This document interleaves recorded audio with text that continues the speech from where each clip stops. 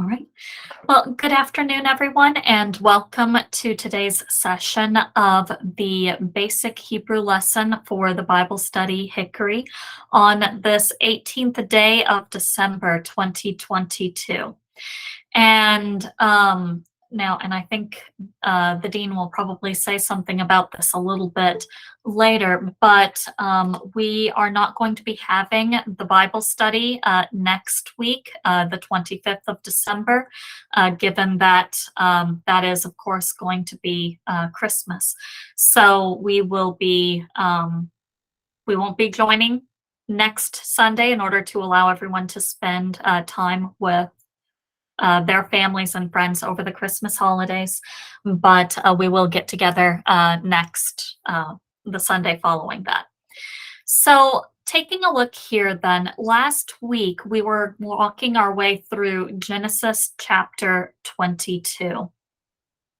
And just as a refresher as to where we are with this. So Genesis 22, this is the passage where the Lord says to Abraham, take your son to the mountain and offer him there as a sacrifice. And we had gotten through the first two verses last week. So, and it came to pass after these things that God did tempt Abraham and said unto him, Abraham, and he said, behold, here I am. And he said, take now thy son, thine only son, Isaac, whom thou lovest, and get thee into the land of Moriah, and offer him there for a burnt offering upon one of the mountains, which I will tell thee of. And so we had taken a look at that at those two verses last Sunday. Now we're here at verse 3. And Abraham rose up early in the morning and saddled his ass and took two of his young men with him and Isaac his son, and clave the wood for a burnt offering, and rose up and went unto the place of which God had told him. So taking a look at this verse here. And that's the English text. Now let's come on down here and we'll take a look at the Hebrew. And let me see if I can make that a little bit larger here. So just going to zoom in on that a little bit. All right, so notice here with respect to verse 3. So we have then, Vayashkem Avraham baboker. Vayachavosh eth chamoro. So, and then coming on down to the next clause. Vayikach eth shenei ne'aral ito. Ve'eth Yitzchak beno. Vayivakeh atse ola. Vayakom vayelek el hamakom asher amar lo ha-Elohim. So just taking a look at this. Now, notice right on the front of this particular word, so on the front of Vayashkem, you can see that we do have the wow consecutive, wow with the pathak followed by a dagesh forte. We had previously talked about the two main conjunctions that we have in Hebrew. One of them being the wow conjunctive. It looks like this, basically that vertical line with the two dots underneath it. So we call this that idea of the wow conjunctive. And this particular conjunction, it can join to any part of speech, and it indicates simply that two grammatical items are being joined together. But then we also have this down here, wow with the pathak followed by a dagesh forte, which is what we call the wow consecutive. And so this particular conjunction, the wow consecutive, and you can even hear it in the name of it, consecutive, you can hear the word sequence in there. This wow consecutive indicates not only that two things are being joined together, but also that there is a type of sequence. This happened, then this happened, then this happened. And this while consecutive can only join two verbs. And so as a result then, given that I have a while consecutive here, while with a pathak followed by a dagesh forte, I know that this particular word to which it is joined, yesh came, is going to be a verb. And because of the fact that this while with a pathak followed by a dagesh forte is the form that the while consecutive takes on an imperfect verb, I know too that the letter in which the dagesh forte is, so that dot right there, that dot, that dagesh forte, is going to be inside of the what we call the imperfect preformative. Remember that there are two aspects for Hebrew verbs, one of which is called the perfect, which indicates completed action, and then the other one is the imperfect, which indicates incomplete action. And so this here, this imperfect performative, it indicates incomplete action. We're dealing with an imperfect verb. There are four imperfect preformatives that will join to the beginning of a word, and we can use the mnemonic device athon in order to remember them. So this here, the aleph, indicates that the verb is first common singular. The noon would indicate that the verb is first common plural. The yod would indicate that the verb is either third masculine singular or plural, and the tau would indicate that it could be anything else. That is second masculine singular or plural, second feminine singular or plural, or third feminine singular or plural.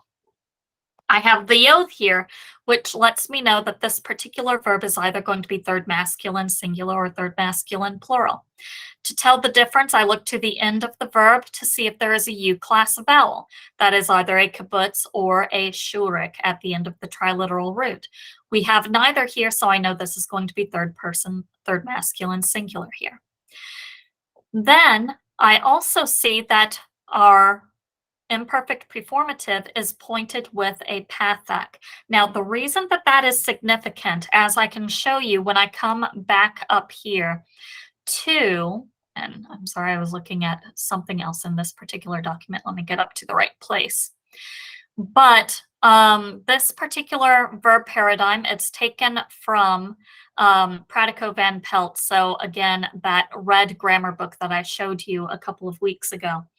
And now notice the way that this is set up. Along the side here, you can see that we have the perfect verbs with their person, gender, and number, the imperfect verbs, and as you go down this, you can see that we do have those imperfect performatives, the yod, the tau, the aleph, and the noon.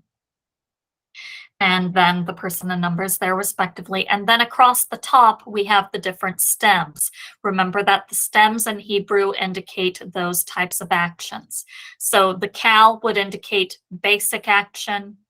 The nifal would be the passive of the kal. So basically, kal, I broke the plate. Nifal, the plate was broken by me. Piel is going to be intensive action. So I shattered the plate. Pual is going to be the passive of the piel. So thus, the plate was shattered by me.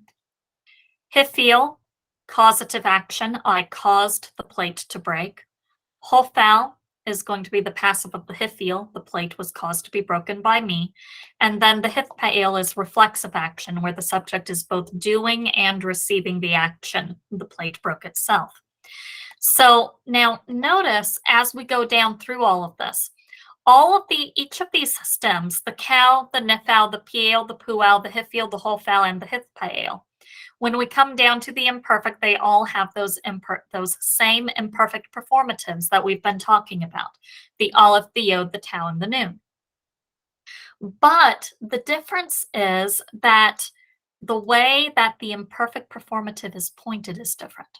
So notice here, when we come to the kal, the imperfect performatives, as you look down, they're all pointed with a hierik, with the exception of the first common singular, the aleph there, and that's just because of, for the sake of pronunciation there of the aleph.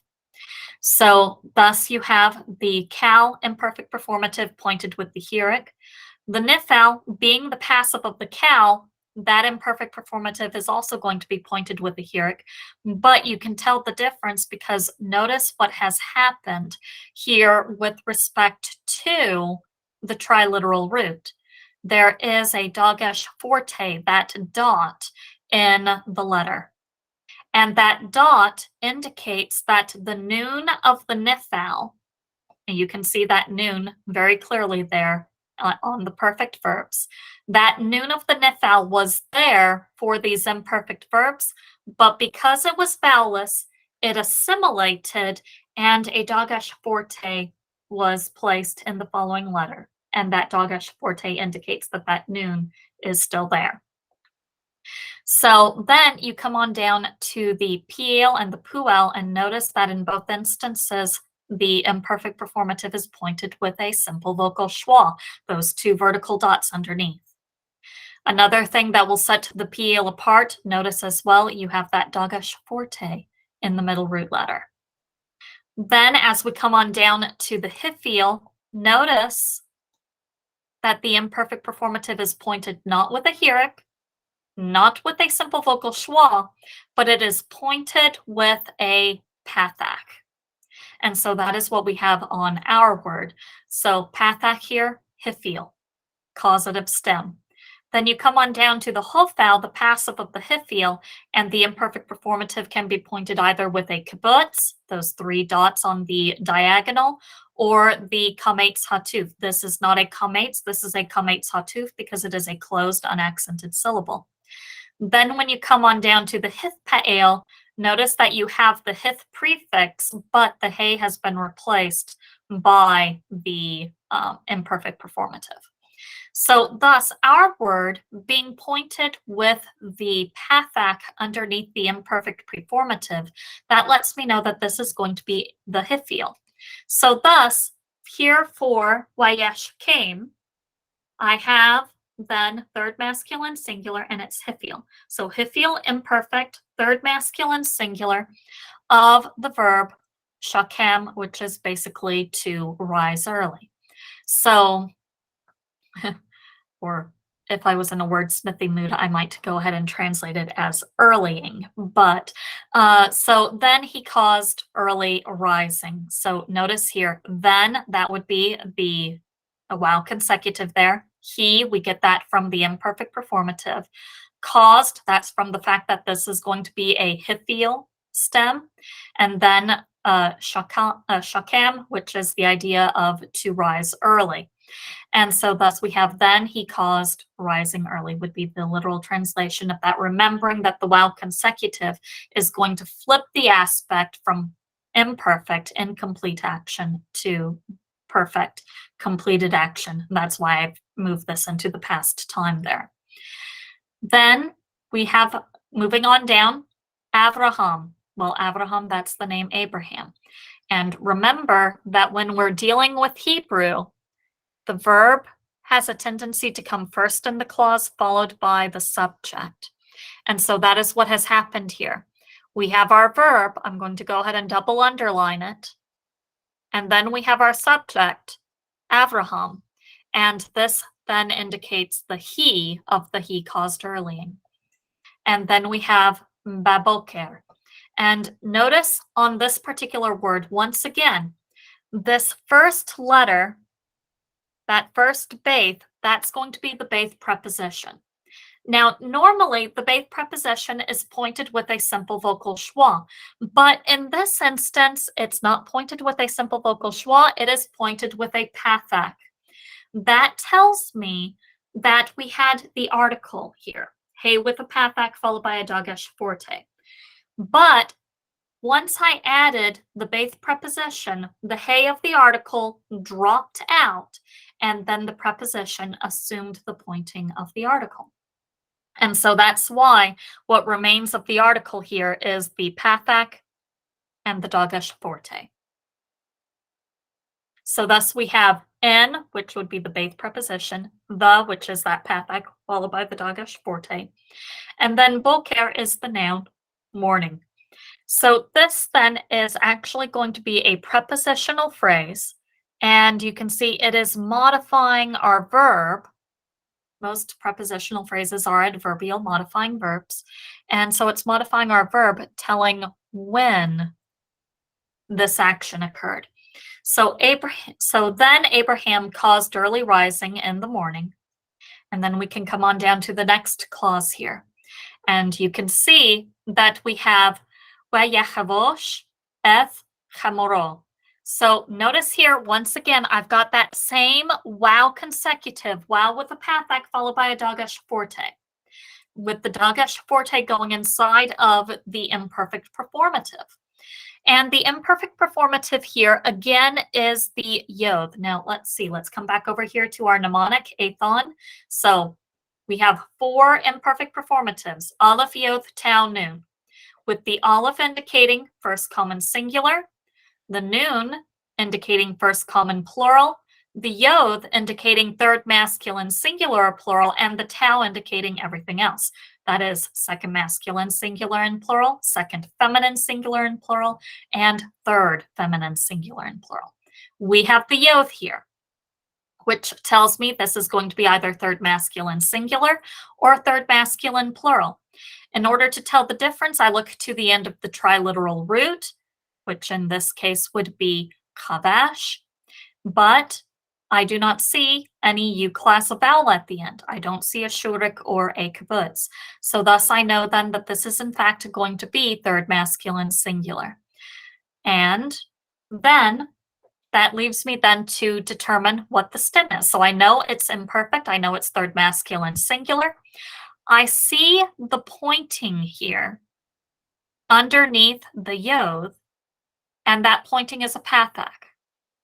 Now, we had just seen up above with the verb wayesh came that the pathak underneath the yod here was indicating hifil. Be careful here. Because look at this letter. That letter there is the cheth. And the cheth is one of our strong gutturals, the other one being the ayin. So the cheth and the ayin have a tendency to prefer pathak before and underneath them. So this pathak, while we might be tempted upon analogy with the verb that came before, we might be tempted to say that this is another hifil. It's not, because that is not the pathak of the hifil. That is the pathak that is there under the influence of the cheth. If this letter were any other letter, if we did not have the cheth there, then we would instead have the hirik underneath the imperfect performative, and this would be our normal cal imperfect third masculine singular pointing io. So this here is actually a cal basic action, imperfect third masculine singular verb of the verb chavash, which is the idea of to bind. So thus here I will translate this as then. We get that from the wow consecutive. He, that's from the imperfect performative. And then to bind, that's from the verb chavash here.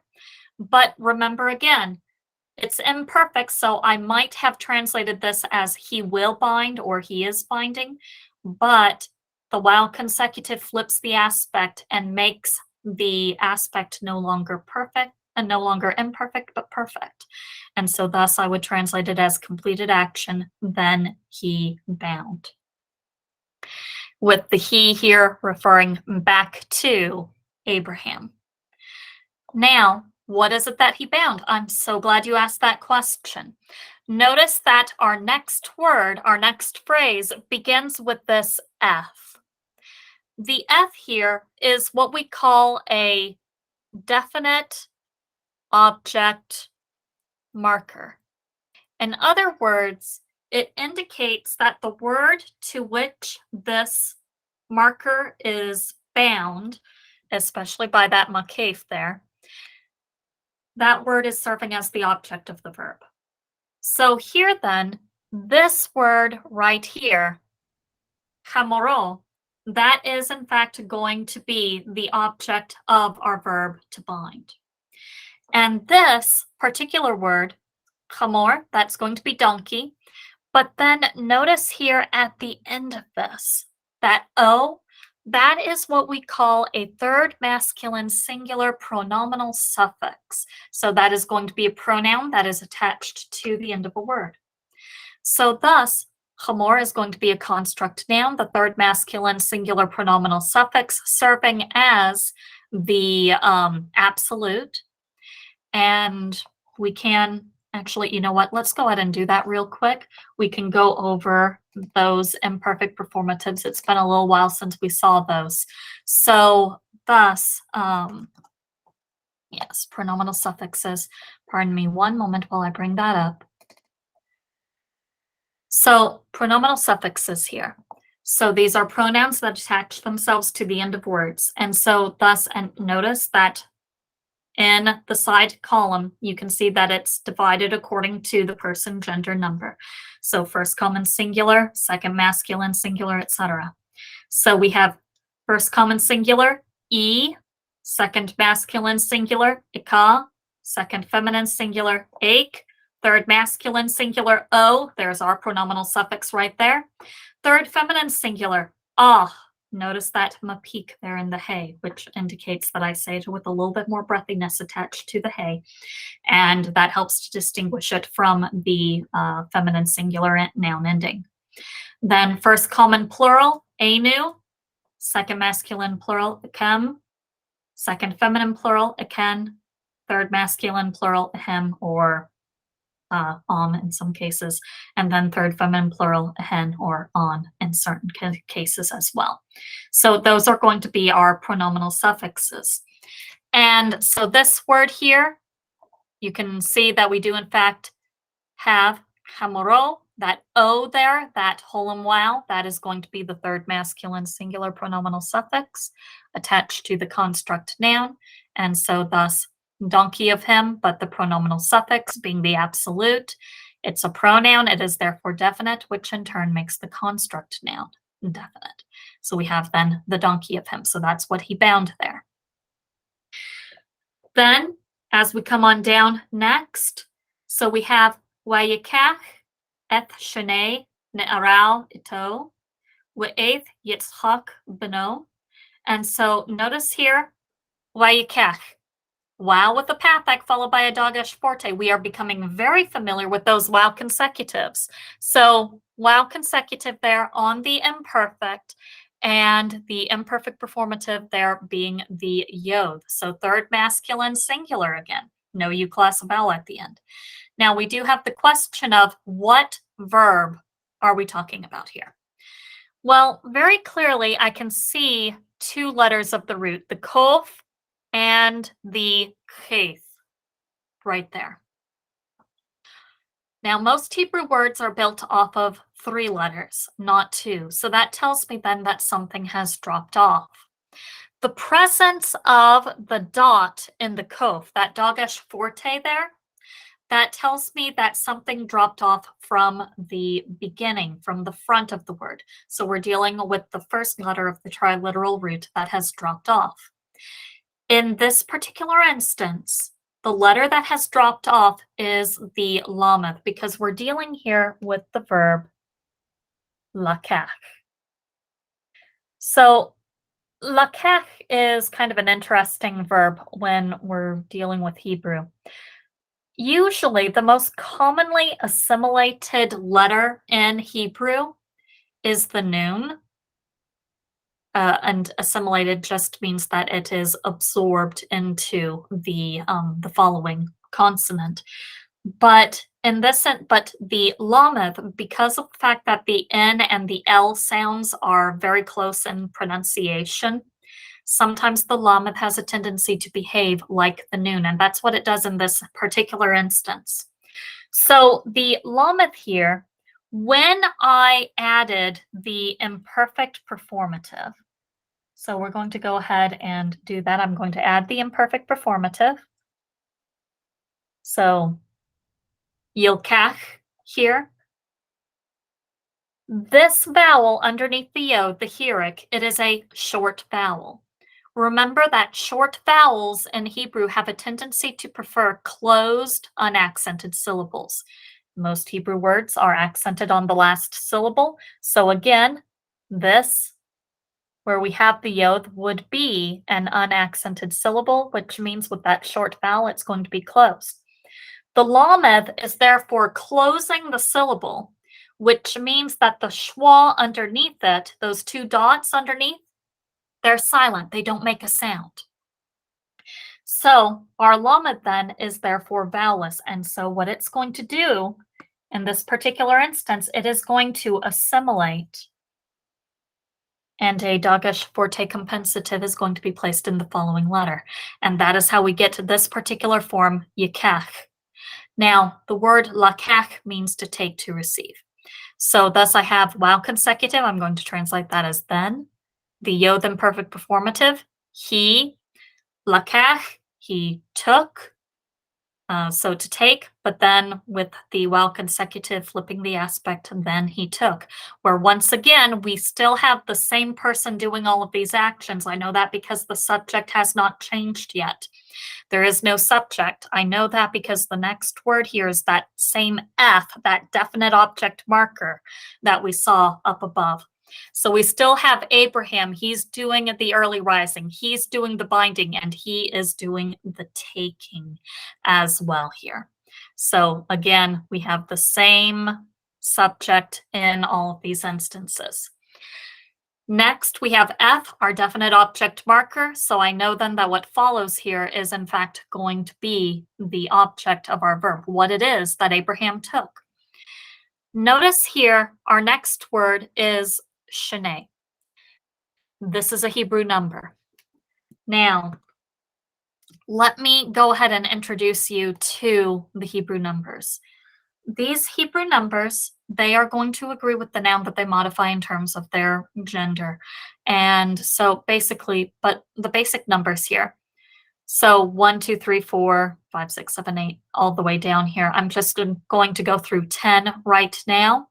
But we have number 1, echad, 2, shenayim.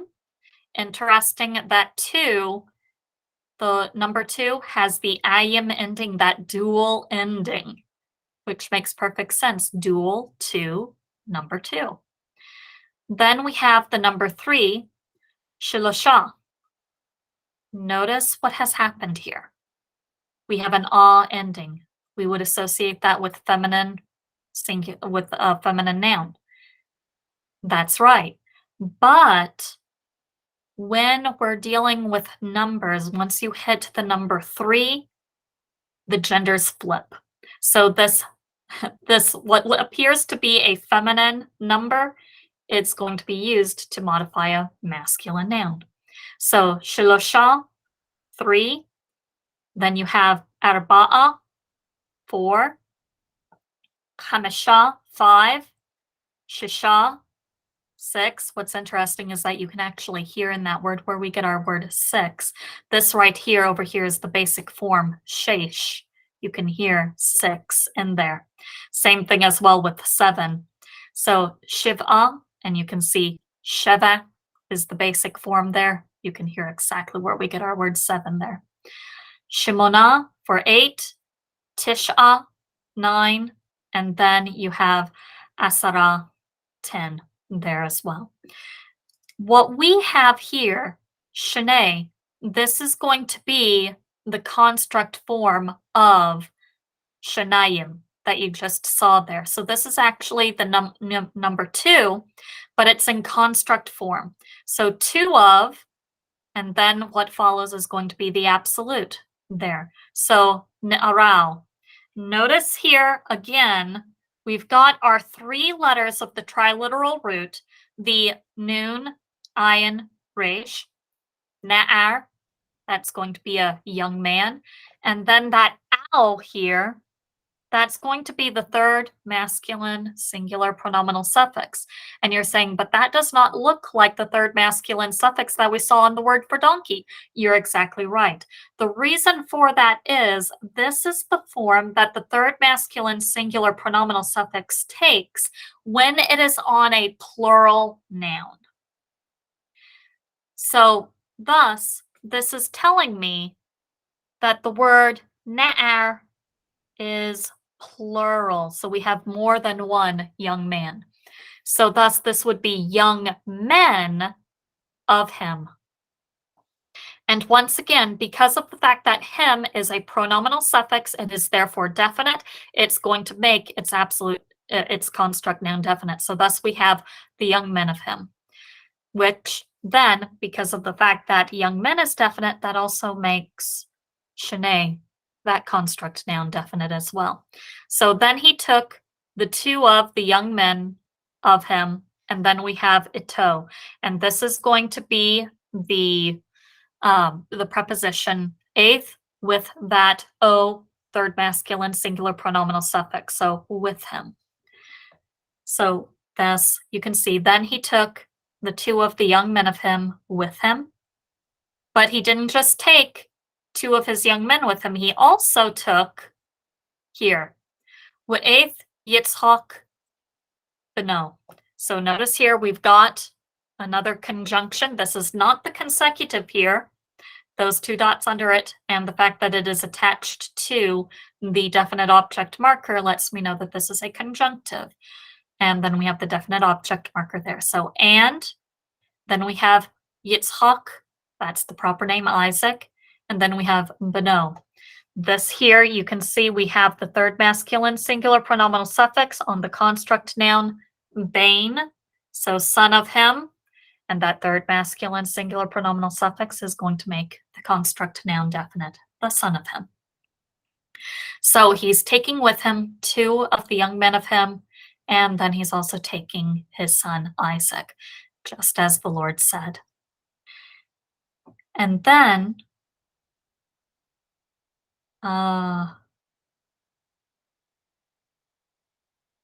this is a good, okay, I'm going to go ahead and do the next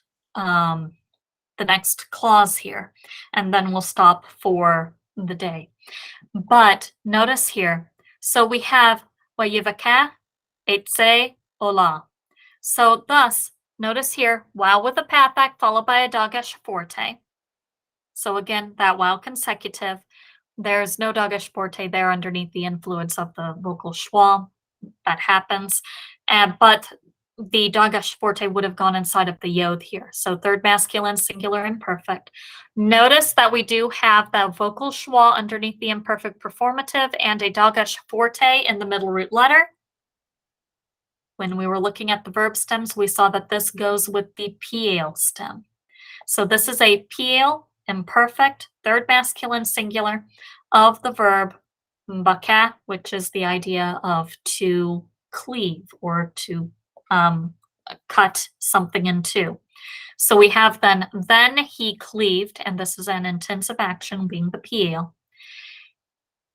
Atse, and so notice here as well that sereyod ending, that tells me that this is going to be in the construct, and it's from the word eitz, which means wood. So this would be wood of, ola, and ola is going to be a going up offering.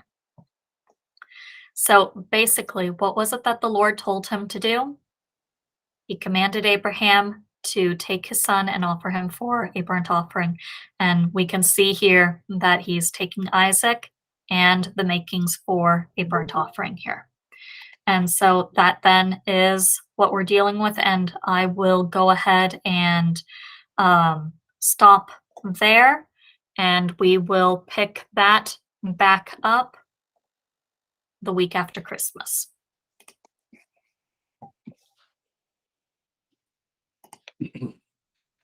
I'll go ahead and I'll stop our recording.